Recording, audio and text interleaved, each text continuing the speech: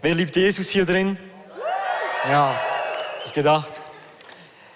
Ich liebe Jesus auch. Er triggert mich einfach sehr oft. Seine Aussagen, die er macht, die triggern mich sehr oft. Auch schon mal erlebt? Weißt du, so zum Beispiel, er sagt, mach dir keine Sorgen. Matthäus 6,25. Und dann schaue ich die Realität meines Lebens an und so, wie ich aufwache am Morgen, merke, ja, ich mache mir schon noch oft Sorgen. Ich bin eher von Natur aus so ein sorgenbehafteter Mensch. Das Erste, was ich am Morgen mache, ist so, ich mache mir mal Sorgen. Was, wenn das passiert? Und bei mir, immer das Wahrscheinlichste, was passiert, ist das Worst-Case-Szenario. Immer. Also es ist ja logisch, dass der dritte Weltkrieg morgen anfängt, oder? Macht am meisten Sinn in meinem Kopf. Oder wenn wir in die Ferien gehen, logisch verpassen wir das Flugzeug. Und ich lasse es meine Frau dann auch spüren, wie gestresst und voller Sorgen ich bin. Sie handelt es mit Gnade. Sie ist vielleicht ein bisschen mehr wie Jesus als ich. Ja, aber es ist auch nicht so cool für sie, weil ich bin so gestresst und so voller Sorgen. Vielleicht bist du heute hier und du machst dir nicht unbedingt Sorgen um die Weltlage, vielleicht schon, aber vielleicht auch etwas anderes. Das Spannende an Sorgen ist doch, es ist so etwas Menschliches, so etwas Universales, wir alle kennen es. Vielleicht bist du heute hier und du machst dir Sorgen über deine Zukunft. Du weißt nicht, was auf dich zukommt, du bist mit der Lehre fertig, mit der Schule fertig, du weißt nicht, ob du den richtigen Job hast, du weißt nicht, vielleicht wurde dir gekündigt und du weißt nicht genau, wo du weitergehen sollst in deinem Leben. Vielleicht machst du dir Sorgen, du hast einen Freund, weißt nicht, ob er der Richtige ist, oder du wünschst dir eine Freundin, weißt nicht, ob du für immer alleine bleibst. Es macht dir Sorgen, wenn du siehst, wie andere viel bessere Freunde haben als du und du denkst dir, habe ich überhaupt Freunde? Werde ich jemals zufrieden sein? Wird die Traurigkeit jemals gehen? Wird die Depression jemals mich verlassen? Vielleicht machst du dir Sorgen um Finanzen. Werde ich überhaupt durchkommen? Werde ich genug verdienen? Und vielleicht fragst du dich auch, werde ich es überhaupt jemals zu etwas bringen mit meinem Leben? Wir alle kennen Sorgen, was auch immer es ist. Ich bin überzeugt, wenn Jesus sagt, mach dir keine Sorgen. Ich glaube, er meint es wirklich so. Dass wir ein sorgenfreies Leben leben können. Die Frage ist einfach, wie? Nicht? Ich möchte beten, Jesus, ich danke dir für heute Abend. Ich danke dir für jede einzelne Person in diesem Raum, im Stream, im Club. Das ist kein Zufall heute Abend. Und wir machen unser Herz auf für dich, Jesus. Wir sind hier wegen dir allein. Du bist unser König, du bist unsere Sehnsucht. Und heute Abend, Jesus, wollen wir verändert hier raus. Nicht gleich, wie wir gekommen sind. Wir ehren dich, du bist unser König. Wir sagen Amen. Amen. Komm on, können wir Gott einen Applaus geben? Einfach mal für wer er ist. Oh. Ich weiß nicht, hast du das auch schon mal erlebt, dass du deine Bibel aufgeschlagen hast am Morgen früh oder irgendwann sonst mal am Tag und du hast angefangen zu lesen und während du gelesen hast, hast du gedacht, was zum Geier lese ich da gerade? Endlose Namensregister, irgendwelche Gesetzeslisten, da werden die ständig repetiert und dann hast du irgendwelche strange Geschichten und irgendwelche Gebete von Menschen, die vor tausenden von Jahren gelebt haben und denkst dir, okay, was mache ich mit dem? Und du wirst richtig frustriert und legst die Bibel auf die Seite. So ging es mir, als ich angefangen habe, die Bibel zu lesen, als Jesus mir mit 18 begegnet ist, habe ich, wie jeder gute Christ das natürlich tut, habe ich angefangen, dieses Buch zu lesen. Und wie man ein Buch liest, man fängt ja vorne an, oder?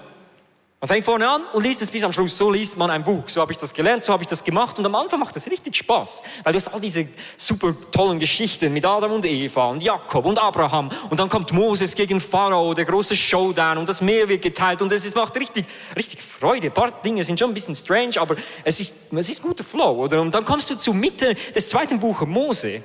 Und du denkst dir, was läuft hier? Du hast jetzt die 10 Gebote, die verstehst du noch und dann kommen 603 weitere Gebote und mit jedem Schritt, jeder Seite, die du drehst, hast du das Gefühl, du gehst tiefer in den Dschungel rein, kommst weniger voran und irgendwann bist du so frustriert, dass du die Bibel nach hinten blätterst. Ich muss ein bisschen Jesus lesen, ich komme nicht mehr mit.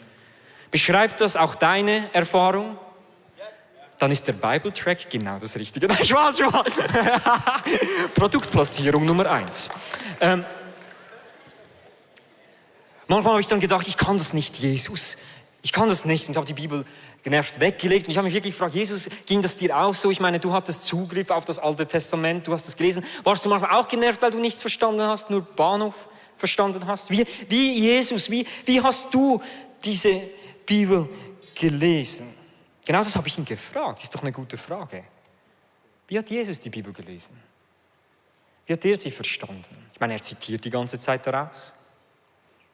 Und ich habe mich auf die Suche gemacht und ich habe eine Stelle gefunden in einer Geschichte. Ich habe euch ein Foto mitgebracht. Wir haben ein Bild bei uns zu Hause im Wohnzimmer von dieser Geschichte. Wer weiß, welche biblische Geschichte hier dargestellt wird? Emmaus. Emmaus. Wer nicht weiß, welche biblische Geschichte, vielleicht ist ja der Bible-Track. Also Spaß, ich höre auf. Es ist die Geschichte von den Jüngern, die nach Emmaus gehen. Und zwar gerade nach der Kreuzigung von Jesus, er ist tot. Da gehen diese zwei Jünger von Jerusalem nach Emmaus. Und Jesus, der auferstandene Jesus, gesellt sich zu ihnen, aber sie erkennen ihn nicht. Und er fragt sie, wieso seid ihr so traurig? Sie sagen zu ihm, du bist wohl der Einzige, der nicht mitbekommen hat, was passiert ist. Wir haben diesem Rabbi gefolgt, diesem Lehrer, diesem Prophet, dem Messias, der uns versprochen wurde vor Jahrtausenden. Aber er wurde von den Römern gekreuzigt und ist tot. Logisch sind wir traurig. Und schaut mal, was Jesus erwidert. Lukas 24, Vers 25. Was seid ihr doch für unverständige Leute? Es fällt euch so schwer zu glauben, was die Propheten in der Schrift gesagt haben. Haben sie nicht angekündigt, dass der Christus, der Messias, alle diese Dinge erleiden muss, bevor er verherrlicht wird? Und jetzt ganz wichtig. Und er begann bei Mose und den Propheten und erklärte ihnen alles, was in der Schrift über wen? Über ihn geschrieben steht. Er begegnet nachher noch einmal ein paar Jüngern und er sagt etwas sehr Ähnliches. Er sagt in Lukas 24, Vers 44, als ich bei euch war, habe ich euch erklärt, dass alles, was bei Mose, bei den Propheten und in den Psalmen über mich geschrieben steht, in Erfüllung gehen muss. Über mich. Jesus war offensichtlich der Meinung, dass das gesamte Alte Testament, die ersten 3/4 dieses Buches, wo er noch nicht mal da war, dass es um ihn geht, dass es auf ihn zeigt, dass es auf ihn verweist, dass er der Main Character ist, der Hauptprotagonist. Und wir lesen diese Aussage und kratzen in unserem Kopf und denken so, okay, was meinst du genau, Jesus? Weil diese Geschichten sind strange, die sind über dich. Und Jesus würde sagen, ja. Hier ist ein Vergleich, der dir vielleicht hilft, besser zu verstehen, was Jesus meint. Das Alte Testament ist wie die ersten 8 Staffeln von How I Met Your Mother. Wer hat die Serie gesehen? Okay, ein paar von euch, nicht alle. Ist nicht wichtig, wenn du es nicht weißt. Aber es geht ganz grundsätzlich um diesen Typ Ted. Und er erzählt seinen erwachsenen Kindern, wie er ihre Mutter kennengelernt hat. Für 8 Staffeln. Ted, du musst mal einen Punkt machen irgendwo. 8 Staffeln lang. Das Interessante ist, dass diese Mutter, um die es ja immer geht, kommt nicht einmal in diesen 8 Staffeln vor. Man lernt immer mehr Details über sie. Man lernt zum Beispiel, dass sie einen gelben Schirm hat. Man lernt, dass sie gern Bass spielt. Und einmal sieht man sogar ihre Verse, aber nie die ganze Person. Bis in Staffel 9, wo sie dann komplett offenbart wird. 8 Staffeln zeigen ein Bild einer Person, die in Staffel 9 offenbart wird. Das Alte Testament macht genau das Gleiche. Es zeichnet einen Umriss eines zukünftigen Königs, der kommen wird. Einen Messias, der in Jerusalem als König installiert wird, der Freiheit bringen wird für das Volk Israel und der Gottes Königreich auf der Erde etablieren wird, wie es im Himmel ist. Und es wird nie mehr, meine Freunde, nie mehr zugrunde gehen. Und es zeichnet diesen Umriss von dieser Gestalt. Aber du weißt nie, wann ist der Moment, wenn er kommt, bis zum Neuen Testament, wo du Jesus mit einer Dornenkrone auf dem Kopf am Kreuz hängen siehst, mit der Überschrift König der Juden. Da wird er offenbart. Da sieht man ihn von Angesicht zu Angesicht. Jesus sagt, das gesamte Alte Testament geht um mich. Das ist eine crazy Aussage. Logisch haben sie ihn gekreuzigt, nicht? Eure Heilige Schrift, die ihr immer lest und darüber meditiert, geht um mich. Aber Jesus, du bist doch nur ein Zimmermann. Nein, geht um mich. Sollte das nicht eine Auswirkung haben darauf, wenn das ganze Alte Testament um Jesus geht, wenn dieses Buch um Jesus geht, wie wir die Bibel lesen? Wie wir an die Bibel herangehen. Weil so viele von uns lesen nämlich die Bibel primär als so ein Regelbuch. Das darf ich nicht. Das sollte ich tun, das sollte ich nicht tun. Ganz viele von deinen nichtchristlichen Freunden haben das Gefühl, ihr müsst das tun, ihr dürft das nicht tun. Schon mal gehört? Weil sie das Gefühl haben, dieses Buch ist das Einzige, was es dir tut. Es gibt dir Vorschriften, wie du zu leben hast. Und ja, zum Teil stimmt das, aber wenn wir Jesus Statement lesen, geht es doch weniger um Regeln, als mehr um eine Person. Weißt du, wenn du die Bibel nur liest, darum, was du tun sollst, was richtig und falsch ist für dein Leben, dann hast du genau das Mindset, das Jesus in den geistlichen Führern seiner Zeit ständig kritisiert. Und zwar sagt er zu den Pharisäern, der geistlichen Elite zu seiner Zeit, ihr forscht in der Schrift, weil ihr glaubt, dass sie euch das ewige Leben geben kann. Und gerade sie, die Schrift, verweist auf mich. Dennoch weigert ihr euch, zu mir zu kommen, damit ich euch das ewige Leben schenken kann.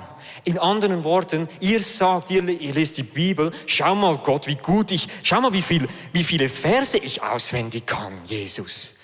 Schau mal, siehst du, Jesus, wie ich deine Gebote alle befolge? Siehst du, wie viel ich weiß, Jesus?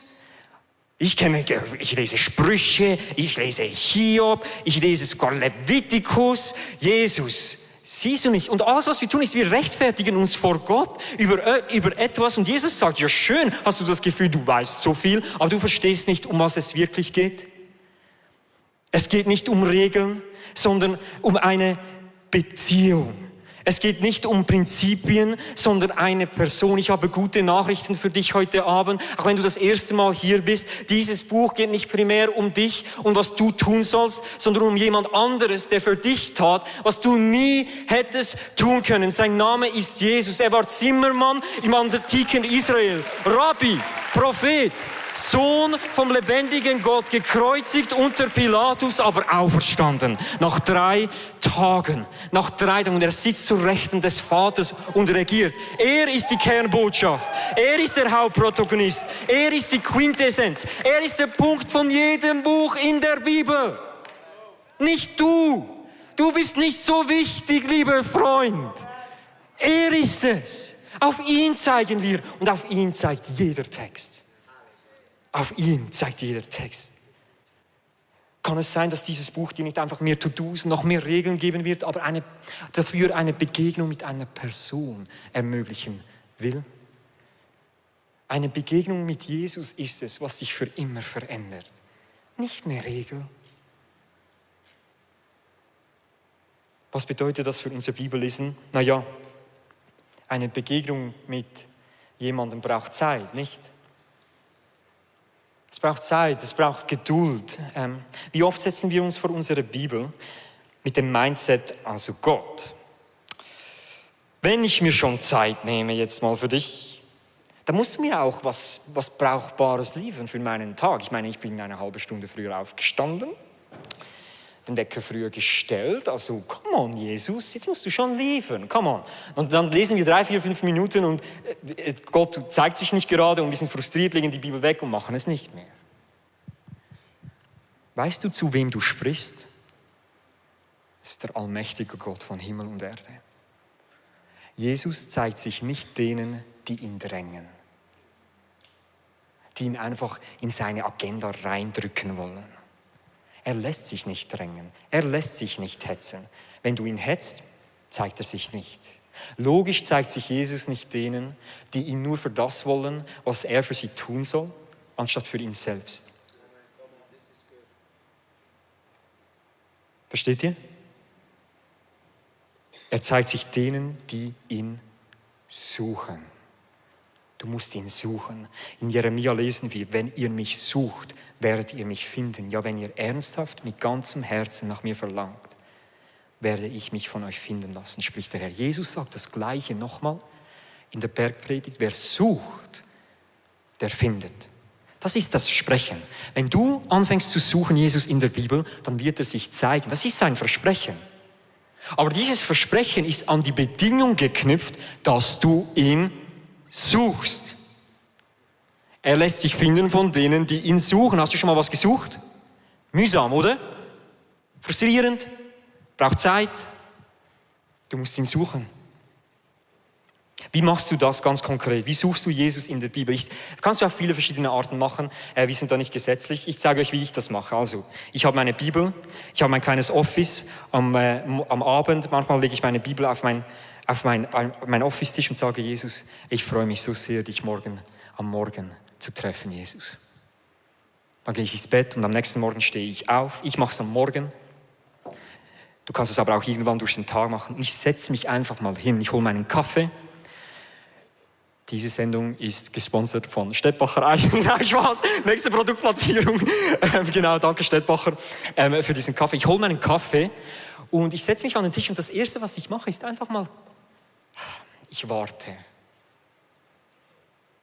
Ich warte. Die warten, werden Gott sehen. Mein Handy habe ich nicht hier. Das kannst du von mir, das ist mir egal, was du kannst aus dem Fenster schmeißen, ist egal. Das brauchst du nicht in diesem Raum. Du brauchst das. Kauf dir eine Bibel, falls du keine hast. Das brauchst du. Ich will nicht mal in den Himmel. Ich habe manchmal das Gefühl, wisst ihr, was ich am meisten bereuen werde, wenn ich mal vor Jesus stehe, wenn ich sterbe? Wie viel Mal ich das Handy gewählt habe über das hier. Das werde ich bereuen. Das ist, was wir brauchen. Ich warte, weil mir geht es am Morgen wirklich nicht gut. Ich bin wirklich nicht ein guter Morgen. Also ich habe irgendwelche weirde Sachen geträumt, bin da am Sitzen, mein Nacken tut weh, ich gehe auf die 30 zu, dann bist du einfach langsam, weißt du, Körper macht nicht mehr so mit. Ich bin müde, dann trinke ich mal meinen Kaffee führt ab, dann muss ich auf die Toilette, komme ich zurück. Egal, ist okay, ich komme zurück, aber ich warte auf den Herrn. Manchmal 2 Minuten, manchmal 5 Minuten, manchmal eine halbe Stunde. Ich warte einfach, weil er initiiert. Das sagen mir Leute manchmal, wenn ich ihnen das erzähle. Aber du hast ja mega viel Zeit, wo du da brauchst. Ist nicht genau das der Punkt? Verbringen wir nicht Zeit mit den Dingen, die wir am meisten lieben? Ganz ehrlich, ich wüsste nicht, was ich tun sollte ohne das. Jesus ist so gut. Wo wäre ich ohne ihn? Ich könnte keinen Tag überleben ohne ihn. Seine Gegenwart ist alles, was ich brauche, für jeden Tag. Wichtiger als Essen. Und wenn er zu mir spricht, seine Worte sind, die Bibel sagt, wie Honig, sie tun gut der Seele. Und ich sitze da und ich frage mal Gott irgendwann, okay, was soll ich lesen? Und dann, was mir auch immer für einen Eindruck auf das Herz bekommt, gehe ich, okay, Psalm 22, suche ich zuerst mal. Und dann, was ich mache, ist, du musst diese Zeit mit Gott, du musst sie entschleunigen. Du kannst nicht stressen. Du stresst dein ganzes Leben. Du kannst mal einmal darauf verzichten. Und dann lese ich, und ich lese laut. Das ist das Erste, was ich mache. Ich lese mir ihn vor. Vielleicht könnt ihr euch erinnern, es hat diese Stelle, diese Message gegeben von Michi Sieber, der gesagt hat, die Gesegneten sind die, im Psalm 1 heißt es das, die Tag und Nacht meditieren über dem Wort Gottes. Und das Spannende ist, das Wort für meditieren da ist das hebräische Wort Hagah, was so viel bedeutet wie leise vor sich hin murmeln.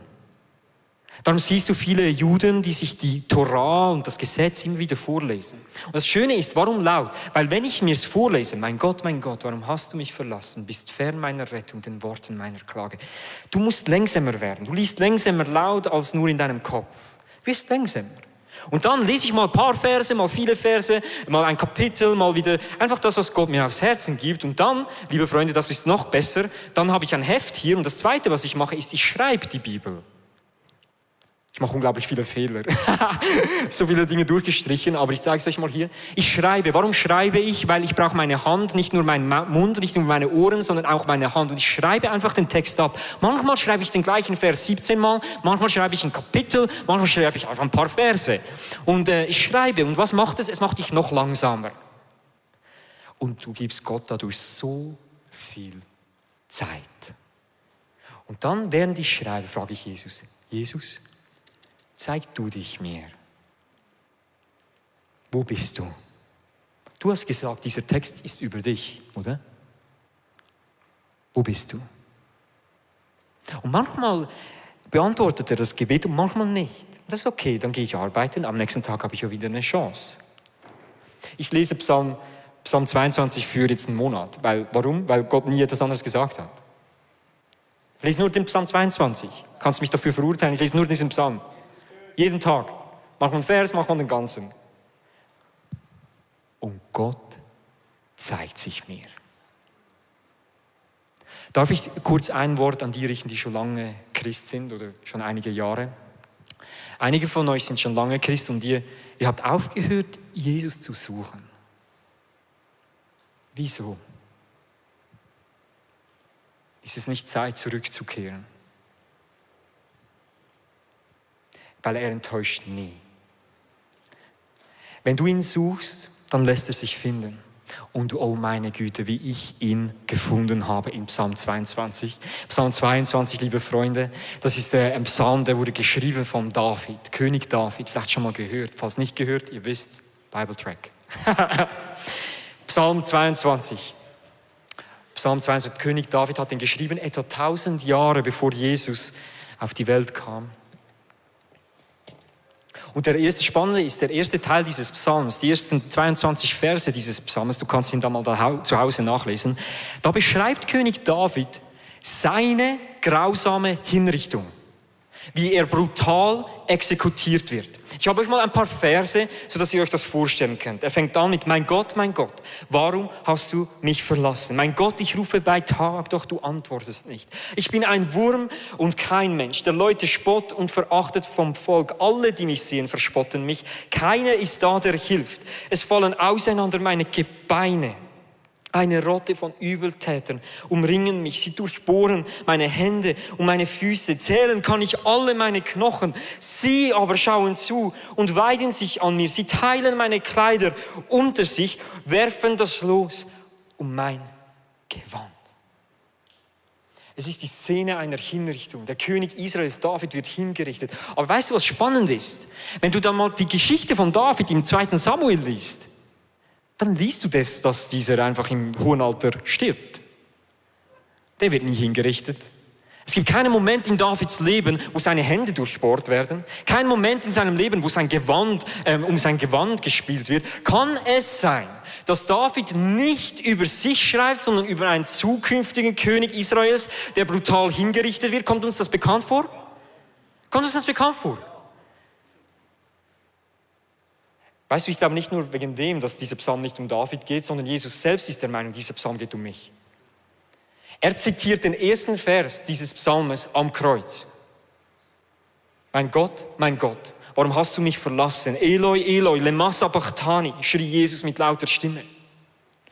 Jetzt, wir haben immer wieder darüber diskutiert, okay, ist das einfach, weil er sagt, Gott hat mich verlassen? Ja, vielleicht auch. Aber was wir heute wissen, ist, dass Rabbis, Gelehrte, haben immer, wenn sie die Menschen, die ihnen zugehört haben, wenn sie verweisen wollten auf eine alttestamentliche Schrift, haben sie den ersten Vers zitiert. Warum? Weil sie hatten keine Kapitelnummern, sie hatten keine Versnummern, sie hatten nur die Schrift.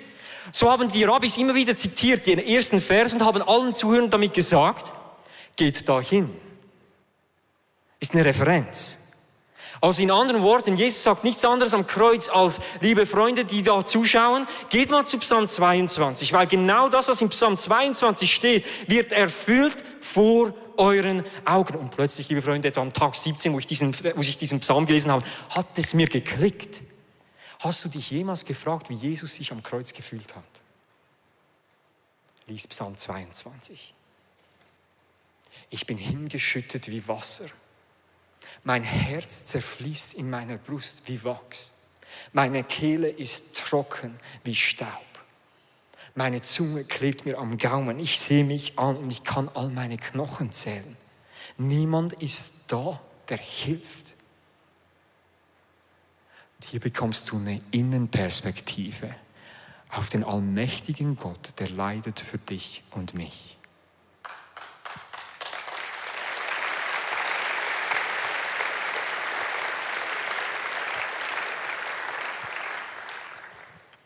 Über das könnten wir Jahre nachdenken.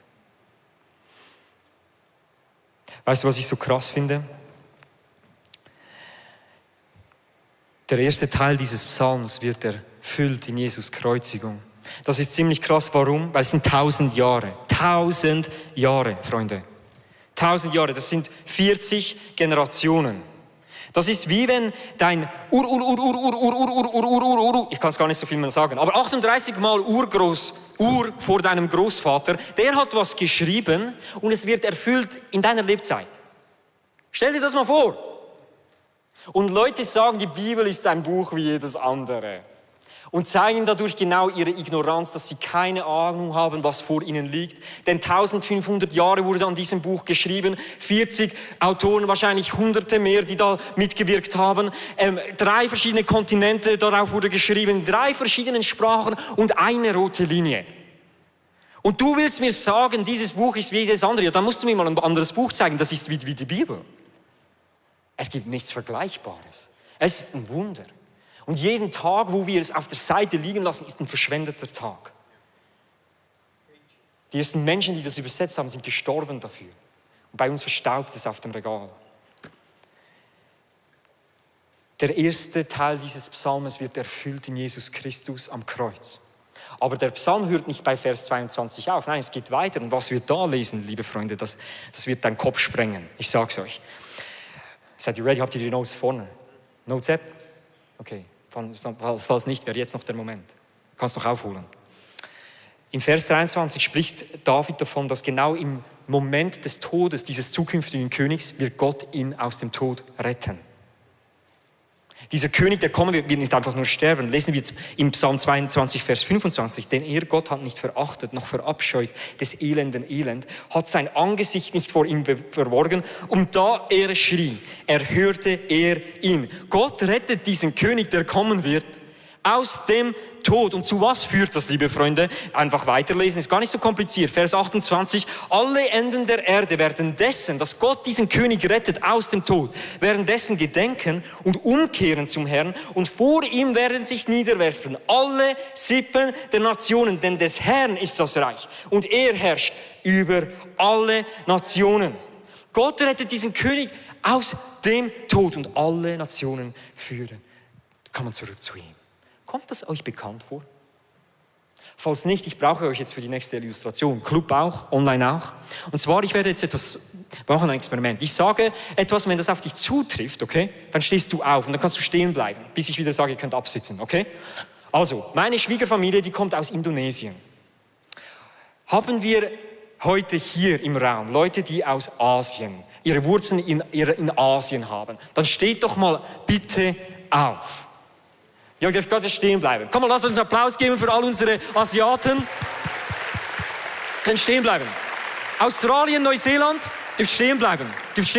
Australien, Neuseeland, wir wissen nie genau, gehört ihr zu Asien oder nicht? Keine Ahnung. Dürft auch aufstehen. Afrika. Haben wir Leute, die Wurzeln in Afrika haben? Ihr dürft aufstehen. Schön, ja. Südamerika, Nordamerika, Mittelamerika. Okay, wer hier drin ist nicht Deutsch oder nicht Schweizer, aber hat Wurzeln irgendwo sonst in Europa? Aufstehen, ja genau. Wer redet Spanisch oder Portugiesisch oder Ukrainisch? Aufstehen, super. Okay, nun, all unsere deutschen Freunde. Wer ist deutsch? Aufstehen, ja, Wurzeln in Deutschland? Ja, come on, look, schau an. Alle kommen zu uns, ja, verstehe ich. Schweiz ist schön. Und alle Schweizer. Wo sind unsere Schweizer? Come on. Bleibt stehen. Schaut euch mal rechts und links um. Kann es sein, dass das, was David vor 3000 Jahren geschrieben hat, heute in dir und mir, der Kirche erfüllt wird? Alle Nationen kommen zurück zum Herrn, weil sie gedenken, dass er Jesus von den Toten auferweckt hat. Vor 3000 Jahren wurde das geschrieben, liebe Freunde. Das sind 120 Generationen. Das ist stell dir vor, deine 118 Mal Uhr vor deiner Großmutter hat etwas geschrieben, das heute erfüllt wird. Und du sagst mir, die Bibel ist ein Buch wie jedes andere. Und das ist nur hier. Wir haben ein Movement, wir haben Kirchen in Kambodscha, in Rio, in Europa, in Albanien, überall mögliche Orte. Aber nicht nur unsere Kirchen, nein, wir haben Kirchen in Südamerika. Es gibt die katholische, die orthodoxe, die reformierte, die anglikanische Kirche. Das Wort Gottes wird erfüllt vor unseren Augen. 3000 Jahre hat es gedauert, aber Gott hat es zu seinem Ziel gelenkt. Können wir für das ihm einen Applaus geben? Ist das nicht unglaublich? Das ist unglaublich. Es gibt nichts Vergleichbares. Ihr dürft noch mal Platz nehmen, liebe Freunde. Weißt du, was mich das lernt? Weißt du, was ich davon mitnehmen kann? dass Gott etwas sagt vor 3000 Jahren und er erfüllt einen Teil hier und der nächste Teil hier, 3000 Jahre später. Weißt du, was mich das lehrt? Gott kommt immer zum Ziel. Was er sagt, das wird. Was er verspricht, das hält er. Und wenn dieser Gott so souverän ist und über Jahrhunderte hinweg mit seiner Geschichte zum Ziel kommt, denkst du nicht, dass wenn du ihm nachfolgst, er dein Leben zu seinem Ziel führen wird? Ist dieser Gott nicht 100% vertrauenswürdig? Ist er nicht der einzig wahre Anwärter für deine ganze Hingabe? Ist dieser Gott nicht am besten geeignet, dass du dein Leben und deine Sorgen in seine Hände legst? Aber so viele von uns, wenn wir uns Sorgen machen, sind wir mal ganz ehrlich, wir machen genau das Gegenteil davon. Anstatt sie in Gottes Hände zu legen, da krallen wir uns daran fest. Ich muss einfach mehr versuchen. Ich muss einfach mehr arbeiten. Ich muss einfach härter arbeiten, um mit den Finanzen durchzukommen, Jesus. Alles gut, Jesus, ich brauche dich nicht, ich mache es allein. Lass mich dir festhalten, ich kann das. Ich bin ein Performer. Ich bringe das hin, Jesus. Ich brauche einfach die Situation zu kontrollieren, dann geht es wieder gut. Dann geht es wieder gut. Ich muss mehr beten, mehr arbeiten, mehr dies, mehr das. Und du verkrampfst dich, riskierst Burnout, schläfst nicht mehr. Weil du die ganze Zeit in deinen Gedanken, deine Sorgen versuchst zu kontrollieren. Kennt ihr das, wenn ihr nicht schlafen könnt, weil es einfach dreht? Jesus möchte dich heute frei machen. Aber ganz ehrlich, wenn ich dich heute frage, wenn du sagst, ich brauche das und das, ich brauche mehr Kontrolle, ich brauche mehr Wille, ich muss einfach mehr tun, dass das funktioniert, kann ich dich fragen, wenn du wirklich ehrlich bist, ist es nicht Jesus, den du brauchst? Ist nicht er der Punkt deines Lebens? Ist es nicht er, der dich mit allem versorgt, was du brauchst? Ist nicht er, der die Antwort auf dein gestresstes Leben? Ist nicht er, der deine Zukunft in seinen Händen hält? Ist nicht er die Sehnsucht deiner gesorgenbehafteten Seele? Ist er nicht der Heiler deiner Beziehung? Ist Jesus nicht der dein Leben, deine Zukunft zu seinem Ziel führen wird und du darum all deine Sorgen in seine Hände legen kannst? Was er angefangen hat in dir, wird er zur Vollendung bringen. Du kannst zur Ruhe kommen. Du kannst loslassen. Er ist 100% vertrauenswürdig. Du bist nicht gemacht, um deine Sorgen selbst zu tragen. Einige von euch tragen seit Jahren Dinge mit. Und dein Nacken ist verspannt und du hast Kopfweh. Und der Druck auf deiner Seele, auf deinem Herz, du spürst es physisch. Es erdrückt dich. Du bist verkrampft, weil du versuchst, deine Sorgen selber anzugehen. Weißt du, Petrus hat etwas verstanden. Wahrscheinlich hat es der Jünger von Jesus, wahrscheinlich hat es eine Zeit gedauert. Aber wir sind alle langsam. Aber er hat es verstanden. Er sagt im 1. Petrus 5, Vers 7, all eure Sorge werft auf ihn. Warum? Weil er kümmert sich für dich. Alle eure Sorgen werft auf ihn, denn er kümmert sich um euch. All eure Sorgen, ich sag's nochmal, werft auf wen? Auf Jesus, denn er kümmert sich um dich. Und ich glaube, heute Abend ist dieser Moment da. Lass uns mal zusammen aufstehen. Und ich möchte Folgendes mit euch machen. Ich weiß nicht, welche Sorge dich plagt, aber du weißt es ganz genau. Du bist schon die ganze Message darüber am Nachdenken. Was besorgt mich eigentlich? Und es ist nach vorne gekommen. Und ich möchte, was wir machen jetzt, ist, ich glaube wirklich von ganzem Herzen, dass das jetzt genau so ein heiliger Moment ist, wo Gott wirkt in deinem Leben, wenn du ihn lässt. Und was du dafür tun kannst, ist, halte mal deine Hand vor dich. Und ich möchte, dass du auf deine Hand schaust. Und ich möchte, dass du das Objekt deiner Sorge, wenn du dir deine Sorge bildlich vorstellen müsstest, dass du das mal tust in deiner Hand. Vielleicht ist es ein Partner, vielleicht ist es Finanzen. Vielleicht ist es deine Zukunft. Vielleicht ist es deine Familie. Vielleicht bist du besorgt über deine eigene Gebrochenheit. Stell es dir vor. Und sobald du es siehst, dann greif es mal so richtig. Mach die Hand zu und greif es so richtig. Halt es richtig fest, es muss richtig anstrengend sein. Halt es richtig fest. Ja, du kannst richtig drücken. Weil das ist das letzte Mal, wo du es noch hältst. Nachher geben wir es Jesus. Ist das gut? Halte es fest. Halte es fest. Und jetzt sage Jesus gerade laut an deiner Stelle, im Club, online oder auch hier. Erzähl ihm von deiner Sorge. Gerade laut, wo wir sind. Du darfst es laut. Das ist ein Moment zwischen dir und Jesus. Er liebt deine Stimme, aber du musst sagen, was dich bedrückt. Er heilt die, die sagen, was sie bedrückt. Gerade laut deine Sorgen ihm hingeben. Come on.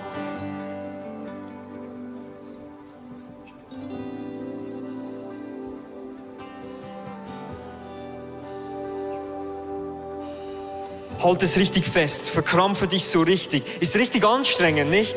Ist richtig anstrengend an den Sorgen festhalten. Greif es so richtig fest, ja, weiterhalten, weiterhalten. Und gib Jesus deine Sorgen hin. Jesus, wir legen dir alles hin. Jesus, du siehst all die Sorgen, die wir haben, die Angst vor der Einsamkeit, die Angst davor, nie es zu etwas zu bringen, die Angst davor, immer alleine zu sein, die Sorge, dass es mit meiner Familie nicht gut kommt, die Sorge, nie Kinder zu haben, die Sorge, dass ich nie gesund werde, die Sorge, dass Depression mich für den Rest meines Lebens plagen wird. Jesus, du siehst diese Sorge. Und wenn ich auf 3 zähle, dann darfst du sie loslassen, okay? Wir werfen sie auf Jesus, alle zusammen. Ist es gut? Ich zähle auf 3. 1, 2, 3, gib sie ihm, gib sie ihm. Und Jesus, wir geben dir all unsere Sorgen, gib sie ihm ab. Sag, ich gebe dir das heute Abend. Jesus, ich bitte dich, dass dir gerade in diesem Moment, dass sich das Kopfweh verzieht. Jesus, ich bitte dich, dass sich ein Gewicht von den Schultern entfernt. Jesus, ich bitte dich, dass sich dieser Druck aus dem Herz entfernt. Ich bitte dich, dass der verspannte Nacken sich löst und dass du heilst. Jesus, wir laden dich ein. Du bist unser Gott. Du bist das Lamm Gottes, geschlachtet für uns. Und wir beten dich an, weil du bist würdig für alle Zeit, von heute an und morgen und den nächsten Monat bis der Rest meines Lebens. Und lass uns zusammen singen. Komm on, Freunde. Das, was wir wissen, ist wahr über ihn.